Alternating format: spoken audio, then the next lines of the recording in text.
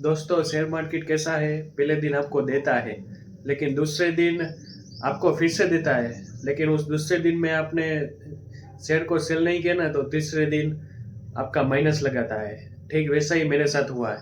मैंने एक सेल लिया था JSW स्टील का। उसमें मुझे 300-500 रुपये का प्रॉफिट दिखा रहा था, लेकिन मुझे लगा कि ये और बढ़ेगा। मेरा टारगेट था 1250 रुपये। लेकिन आज देखो वापस से माइनस हो गया है, 1200 आ गया है। लेकिन देखो यहाँ पे कैंडल बना था, ये 500 रुपये तक गया था, लेकिन मुझे लगा कि और बढ़ेगा। लेकिन आज देखो माइनस हो गया।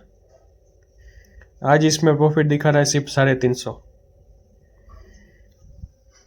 शेयर मार्केट में रिस्क लेना भी जरूरी है, और ज़्यादा लालच शेयर मार्केट के लिए बहुत हानिकारक है। इस शेयर में मेरा टारगेट रहने वाला है 1250। अगर मुझे इसमें 1250 मिल जाते हैं तो मैं उसको सेल कर देने वाला हूँ। और आप लोग मुझे कमेंट सेक्शन में बताओ कि मुझे और कौन से स्टॉक में पैसे डालने चाहिए। तब तक के लिए मिलते हैं। जय हिंद, वंदे मातरम, बाय बाय।